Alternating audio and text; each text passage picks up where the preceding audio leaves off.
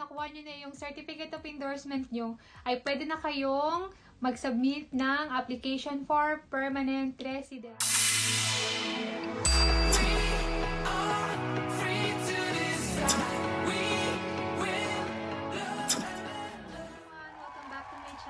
And if you're new here, thank you for stopping by, and it means the world to me if you're consider subscribing. In today's video guys, I'm so excited na i-share sa inyo yung bagong program dito sa Canada, which is way kung paano kayo makakapag-immigrate or makakapagtrabaho dito sa Canada. Bukod sa Express Entry and Provincial Nominee Program. Ang tawag sa bagong program na to guys, na way nyo na makapag-immigrate or makapagtrabaho dito sa Canada bukod sa Express Entry ay AIPP or Atlantic Immigration Pilot Program. This program guys is designed to fill the labor shortages in the Canadian Atlantic provinces. And this program was actually introduced last 2017. But ang good news guys, in-extend nila ito until December 2021, which is next year. So, malaki yung chance nyo guys na makapag-apply pa ngayon. And maraming mga advantages guys ang tong program na to compare mo sa Express Entry. Unang-una, no age limit. Pangalawa, no point system. Pangatlo, low level of education, at least high school graduate or high school diploma. Pang-apat, low score in IELTS or CLB, at least level 4, they accept that guys. Pang-lima, low proof of funds, at least you have 3,167 Canadian dollars per person. Pang-anim, yung NOC or skilled type, they accept O, A, B, and C. Pang-pito, at least 1 year in occupation related to your job offer. At yung pinakahuli guys ay yung chance nyo na ma-PR dito kasama yung buo nyong pamilya. Tatanong naman kayo kung saan dito sa Canada kayo makakapunta kapag nag-apply kayo sa AIPP program ay New Brunswick, Nova Scotia, Newfoundland and Labrador, and Prince Edward Islands. Sila yung mga Atlantic provinces guys na nag-participate sa pilot program na to. There are 3 programs in the pilot that your employer can hire you through. You may qualify for more than 1 program but you can only apply through 1. And for all those 3 programs guys, you have to show proof that you meet the language, education, and work experience requirements, and you also have enough money to support you and your family when you come to Canada.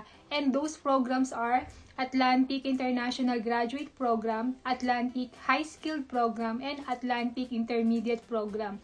And ilalagay ko na lang yung link sa baba guys para ma-check nyo in which program na pwede kayo mag-apply or qualify. Alam nyo na kung saan kayo program qualify, ito naman yung step by step na kailangan nyong gawin para mag-apply.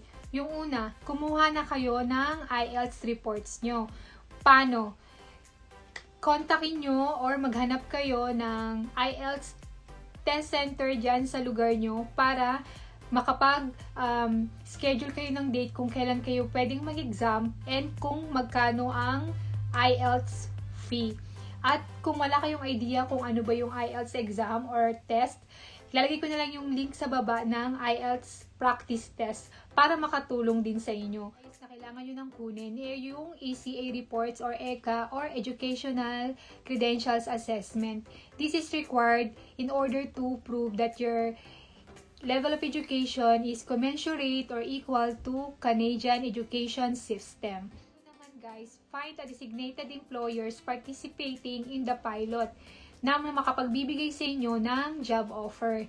Paano? Check nyo yung provincial websites. Nandun po yung listahan ng mga employers na nag-participate sa AIPP.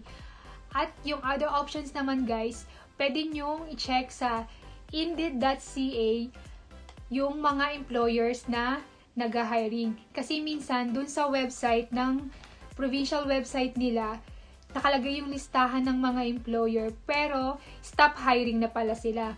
Para ma-double check nyo guys, check nyo sa website nila kung ano yung mga employer na nag-participate sa pilot, and then check nyo rin sa indeed.ca yung pangalan ng employer na yon kung hiring pa sila.